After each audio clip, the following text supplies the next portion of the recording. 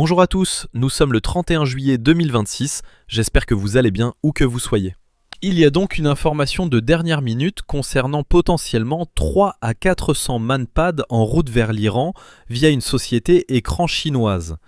Pas officiellement par le gouvernement, mais une société écran chinoise basée à Hong Kong semble essayer de faire entrer ces manpads en Iran en ce moment. Nous allons parler de la mission visant éventuellement à intercepter cela, de la façon dont ces armes pourraient être utilisées et de la stratégie de l'Iran pour l'avenir. Cette séquence ici montre un Super Hornet américain effectuant une attaque en Razmot au sud de l'Iran. Vous voyez l'explosion se produire derrière lui. Était-ce un leurre remorqué? Était-ce un mauvais missile manpad? Eh bien, ce n'est pas clair, mais ce qui est certain, c'est qu'il y avait un homme, un tube et un manpad. Bref, un tireur au manpad tirant sur ce F-18. Temps de vol, probablement entre 4 et 8 secondes. C'est arrivé tellement vite. C'est pourquoi, lorsque vous effectuez des passes de mitraillage à basse altitude, vous devez utiliser tous les moyens à votre disposition.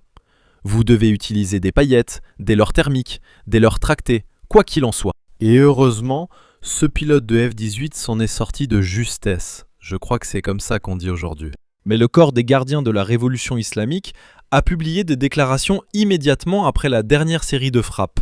Environ 2 semaines de frappes ont eu lieu, puis les gardiens de la révolution islamique ont affirmé que tant que les responsables américains parleront de ce passage comme leur propriété, ils continueront à le frapper et à tenter de le contrôler. Et puis, sous tout ce vacarme, un contrat qui transite par une société écran à Hong Kong. Alors, quelle est la stratégie ici? Eh bien, stratégiquement, l'Iran sait qu'il ne peut pas tenir tête aux États-Unis, et surtout au F-16 Wild Weasel, qui écrase complètement leur plus grand système de missiles sol-air, leur Bavaria 373, des missiles qui sont plus gros, plus faciles à repérer. Alors, que fait l'Iran? C'est ce dont nous avons déjà parlé. Il se tourne vers les tactiques par procuration. C'est là-dessus qu'il se concentre. Alors, il voit les choses ainsi. S'ils peuvent protéger leurs 100 000 à 200 000 membres des gardiens de la Révolution et simplement contrôler le détroit d'Ormuz, ils l'équipent de manpads pour essayer d'atteindre les avions de chasse qui passent au-dessus, ils pensent qu'ils causeront assez de dégâts pour que les États-Unis partent.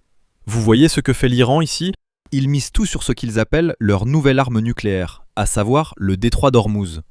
Voici cependant les manpads en question. Ils sont fabriqués en Chine, ce sont des QW-12 et des FN-16. 60 à 70 millions de dollars pour ces 400 exemplaires. Et on dit que le premier envoi devrait avoir lieu dans quelques semaines et qu'il passerait par le Pakistan. Certains de ces rapports viennent de Reuters et d'autres médias. Mais voici la question que nous traitons. Les QW-12 et FN-16 que font ces missiles et que ne peuvent-ils pas faire? Et comment un F-35A que le CGRI aurait frappé a-t-il survécu à cela?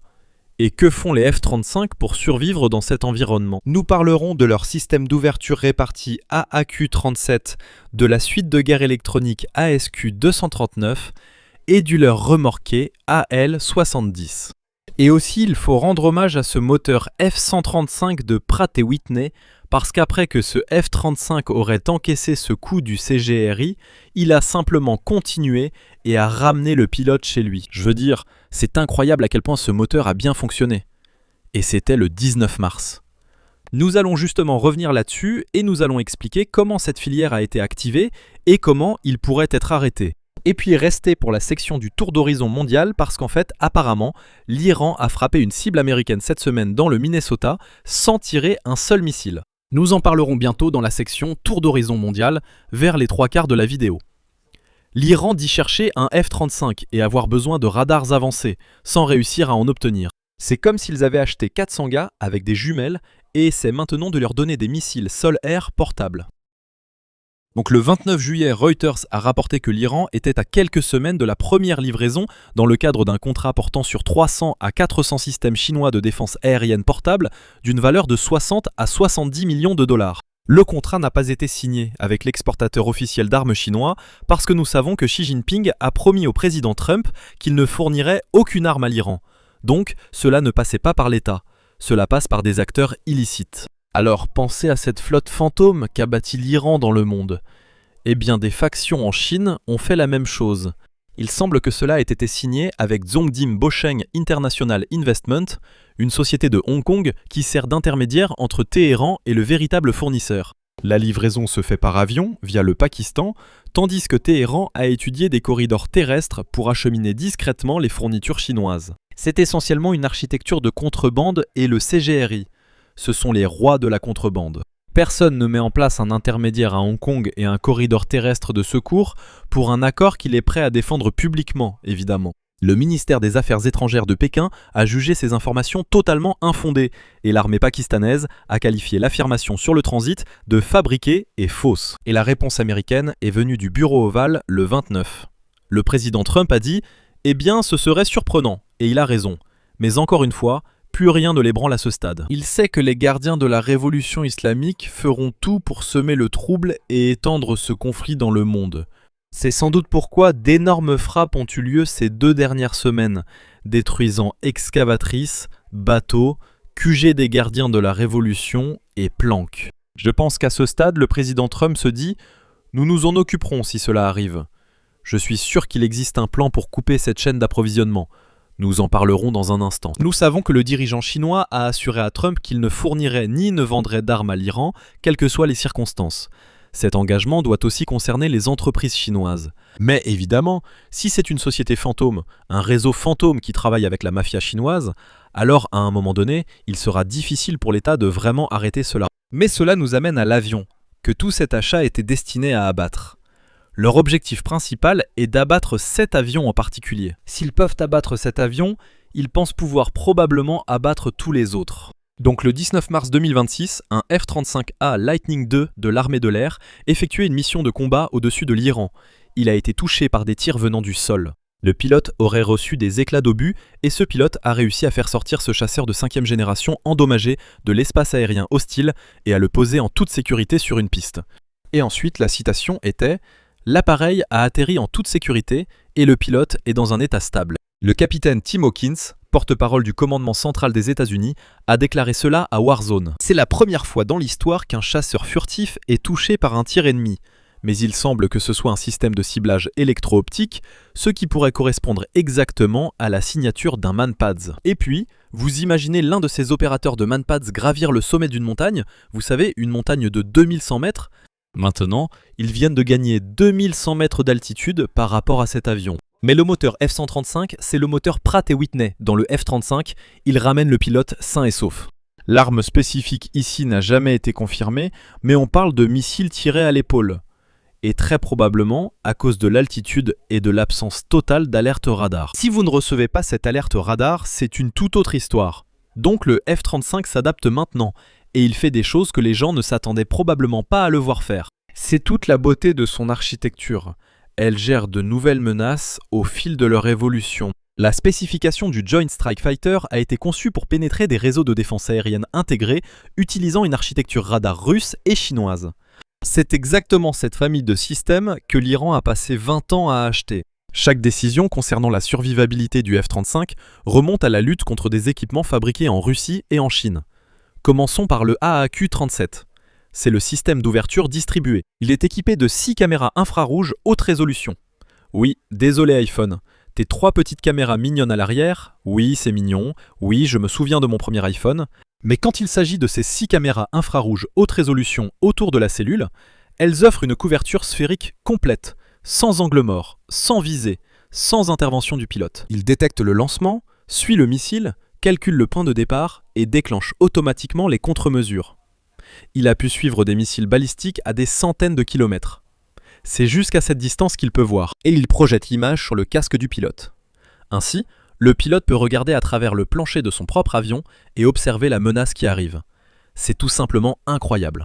Et vous ajoutez le système AN/ASQ-239 de BAE Systems.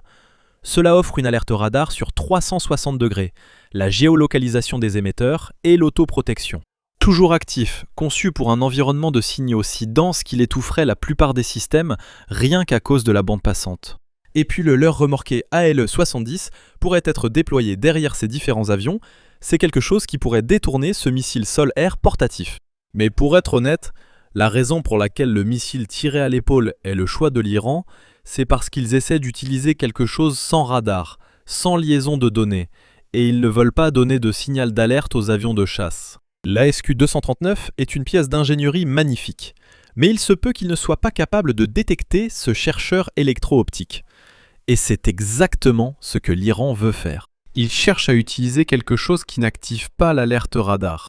Donc, comme le F-35 le fait, il s'adaptera probablement et des adaptations de capteurs seront créées pour lui donner la capacité de détecter cela. Donc, même si l'Iran fait tout pour obtenir ces manpads sur le terrain, beaucoup de choses sont motivées par l'idée que, s'il possède ces manpads, il pourrait menacer les avions américains afin qu'ils n'aident pas à faire respecter le blocus naval ou à mener des missions de combat au-dessus de leur territoire. Mais comme nous l'avons vu, le F-35, un avion plug-and-play avec tous ses capteurs, sera probablement, dans un avenir très proche, celui qui traquera ces manpads. Mais parlons maintenant du tableau des forces adverses et de ce que ces armes peuvent réellement faire.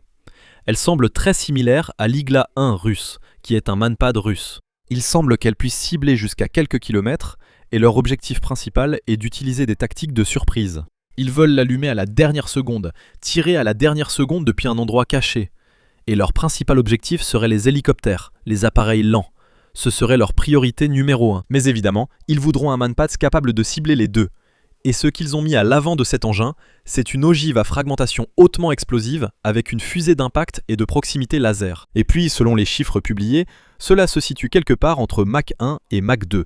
Mach 1, c'est la vitesse du son. Donc, l'Iran sait évidemment que ses défenses aériennes intégrées ont été complètement démolies. Leur marine a été démolie. Leurs énormes missiles sol-air ont été démolis. Donc maintenant, ils doivent seulement se replier sur des tactiques de guerre par procuration. C'est la seule chose qui leur reste. Armes légères, manpads portatifs, c'est leur objectif principal. Essayer de faire mal. Prolonger le conflit en ciblant les navires du détroit d'Ormuz avec des drones et des missiles portatifs. C'est un peu comme si l'Iran avait créé un système de marketing à plusieurs niveaux qui tourne autour de la façon de devenir une bonne armée supplétive. Ils disent « Oui, agissez maintenant. Et tout ce que vous avez à faire, c'est d'investir 10 000 $ de votre propre argent en Bitcoin et nous ouvrirons le détroit d'Ormuz. On vous le promet. » Tu as rejoint le tour d'horizon mondial. Le président Trump a aussitôt publié ceci sur Truth Social. Il a déclaré « Aujourd'hui, le Conseil de la paix a conclu un accord historique pour le désarmement total du Hamas et des autres groupes armés à Gaza. C'est une étape monumentale vers une paix et une sécurité durable. » Et ensuite, il expose le plan. Donc, waouh, c'est énorme de voir cela se produire. Chapeau à tous ceux qui ont négocié l'accord, à l'administration pour avoir négocié cet accord. Il semble qu'il y aura un désarmement du Hamas, ce qui est énorme. C'est un réseau terroriste soutenu par l'Iran. Donc, c'est vraiment incroyable. Et puis, l'histoire que vous attendiez probablement, c'est qu'au Minnesota, une équipe des travaux publics a dû se rendre dans une station de pompage et pomper l'eau à la main parce que quelqu'un à l'autre bout de la planète a changé les mots de passe du système d'eau. Plus de 30 réseaux publics d'eau potable du Minnesota ont été touchés dimanche et lundi. Les intrus sont passés par des automates programmables connectés à Internet et ont modifié les paramètres pour empêcher les opérateurs d'accéder au système. Les services publics sont passés en manuel sans interruption du service. Des responsables américains et des États ont indiqué à CBS News enquêter sur une possible implication de pirates iraniens tout en rappelant qu'il s'agit d'une enquête préliminaire et que d'autres acteurs pourraient se faire passer pour l'Iran pour attiser le conflit. Puis cela arrive. Donc nous savons que l'Ukraine a ciblé ces livraisons d'armes que l'Iran envoyait à la Russie pour essayer d'obtenir de l'argent. Puis l'Iran a riposté. Ils ont ainsi désigné le port égyptien de Damiet comme la porte d'entrée des exportations de gaz vers l'Europe. Et puis, 2 jours plus tard, un drone a frappé l'Inner Interjaws Winter, une unité américaine flottante de stockage et de regazéification, du côté tribord. Le feu s'est étendu au transporteur de gaz Gaslog Salam voisin. Les 2 équipages ont été évacués, aucun blessé, et le gouvernement égyptien a confirmé qu'un drone était en cause. Alors, qui pourrait être derrière ce drone ?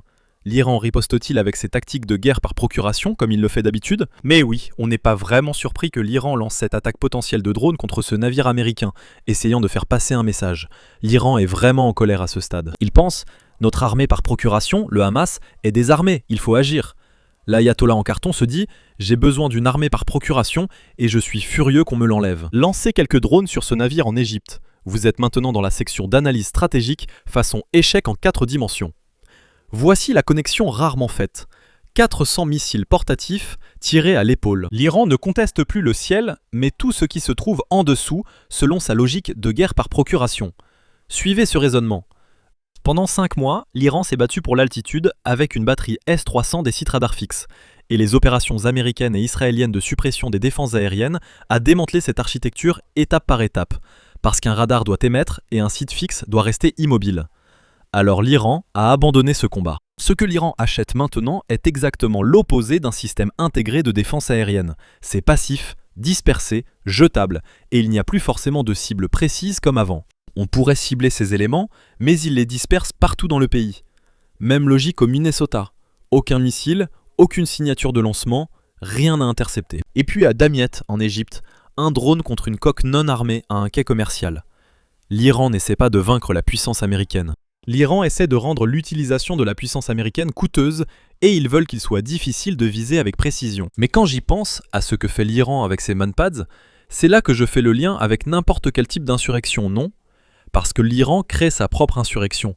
C'est juste qu'ils le font eux-mêmes. Le corps des gardiens de la révolution islamique lance une insurrection difficile à éradiquer pour toute puissance étrangère. Mais si tu regardes leur tactique avec les manpads, en les dispersant dans différentes zones, ils veulent que l'armée américaine se demande « est-ce qu'il pourrait y avoir un manpad là-bas ?» On ne devrait peut-être pas faire ceci ou cela, mais ça n'arrivera pas. Il y aura aussi des tactiques pour y faire face. Mais c'est le même type de stratégie dont j'ai parlé en livrant plus de 100 000 armes au peuple libre d'Iran. Des pistolets qui pourraient être dispersés. Les gardiens de la révolution ignorent totalement où elles sont.